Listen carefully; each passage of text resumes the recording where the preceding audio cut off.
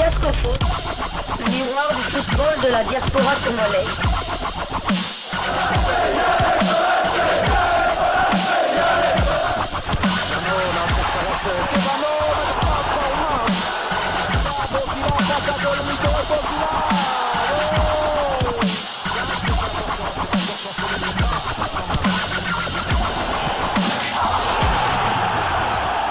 Diascofoot, le miroir du football de la diaspora congolaise.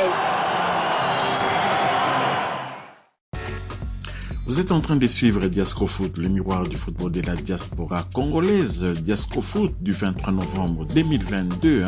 Nous allons commencer ces numéros de Diascofoot par l'Arabie Saoudite. Et en effet, vous pensez certainement qu'on va parler de la défaite de l'Argentine contre cette formation d'Arabie Saoudite, composée quand même majoritairement de joueurs de Al Hilal. Al Hilal, pas du Soudan, mais Al Hilal d'Arabie Saoudite. Donc voilà, nous allons parler plutôt de Marcel Tisserand, notre ministre de la Défense, qui évolue du côté de l'Arabie Saoudite au sein de la formation de Al-Ettifaq. Marcel Tisserand et ses coéquipiers sont au vert pendant cette trêve due à la Coupe du Monde. Ils sont au vert à Abu Dhabi, aux Émirats Arabes Unis. Marcel Tisserand et ses partenaires donc ont installé leur camp à Abu Dhabi pour la suite de leur préparation avant la reprise du championnat. Les défenseurs central international congolais et son club se comportent plutôt bien après avoir fait une entame un peu compliquée de la saison. Ils se sont bien ressaisis et occupent pour le moment la 10e place au classement avec 9 points après 8 journées. Ils reprendront les championnats le jeudi 15 décembre en déplacement sur le terrain de Damak. Sur le plan personnel, le joueur formé à l'AS Monaco s'est bien intégré et a disputé tous les matchs de son équipe entraîné par Patrice Carteron, l'ancien joueur de l'Olympique Lyonnais et surtout entraîneur du tout-puissant Mazembe Anglebert, une vieille connaissance du football congolais. Donc voilà tout ce qu'on pouvait dire à propos de justement de Marcel Tisserand. Mais nous profitons de l'occasion aussi pour rappeler que l'Argentine a été battue par l'Arabie Saoudite parce que les gens ont tendance souvent à comparer les niveaux de championnat et tout par rapport à une compétition internationale. Mais il faut savoir que les Saoudiens étaient motivés dès les tirages au sort de cette poule-là. Ils étaient motivés à l'idée de jouer, d'affronter Lionel Messi. Et donc, eux, ils étaient largement motivés, contrairement à des Argentins que nous avons vus nonchalants sur le terrain, complètement passifs, observateurs, pensant que rien ne pouvait leur arriver. Et voilà, dans le football, il faut rester concentré à 100%. Bravo à cette formation d'Arabie Saoudite. Bravo surtout à Hervé Renard, leur entraîneur, qui n'a plus rien à prouver sur le plan international. Parlons à présent mercato, parce qu'il faut déjà commencer à songer mercato après la Coupe du Monde. Vous savez, le mercato de janvier va arriver. Donc, les Racing Club de Lens s'activent d'ores et déjà sur le dossier du belgo-congolais Ken Kouba pour se renforcer afin de bien entamer la seconde partie du championnat. Pour pallier évidemment les absences d'Adam Bouksa opéré au niveau du pied qui pourra manquer environ 3 mois de championnat, s'ajoutant au forfait longue durée de Jimmy Kabo.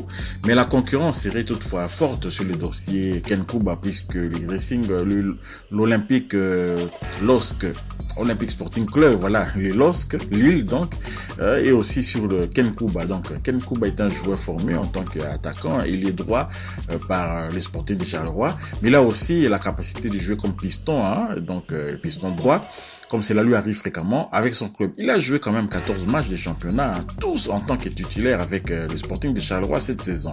Et il a juste marqué un but. Il a également signé 4 passes décisives. Ici également de savoir que le joueur de bientôt 21 ans est lié à son club formateur jusqu'en 2026. Ce qui est important, retenez bien le joueur de presque 21 ans, c'est-à-dire que c'est un U23 qui pourrait intéresser au plus haut point la RDC, car nous allons jouer encore un match contre le Ghana U23 pour espérer se qualifier à cette CAN U23 qui ouvrira la porte aux Jeux Olympiques de Paris 2024. Donc voilà, on doit déjà commencer à réfléchir tous ces joueurs-là qui ont de moins de 21 ans de la diaspora, essayer de les convaincre parce qu'on va pas aller loin avec juste cette ossature locale qui nous a qualifiés malgré que c'était quand même d'une bonne manière contre l'Éthiopie et contre l'Algérie. Donc voilà tout ce qu'on pouvait dire sur Ken Kouba, mais retenez qu'il a moins de 21 ans, donc il pourrait nous intéresser également pour nos U23.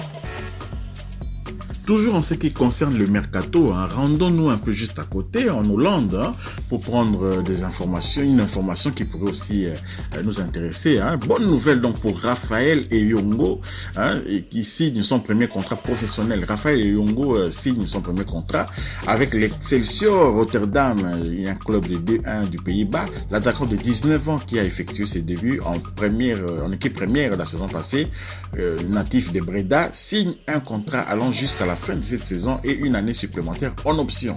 Les protagonistes qui feront confiance pour la seconde partie du championnat qui pointe à l'horizon à ces jeunes binationales, hein, congolais également et puis hollandais, ne seront pas déçus. Donc un jeune à suivre attentivement dans l'optique aussi quand même de nos U23. Voilà encore un Congolais de plus, hein, qui signe un contrat dans un club de D1 de Hollande. On ne peut que regarder vers lui parce que en Hollande ça peut aller très vite, hein. S'il brille là-bas, vu son âge, comme il est binational aussi, métis de surcroît, il risque de nous échapper. Donc voilà tout ce qu'on pouvait dire sur Raphaël Eyongo.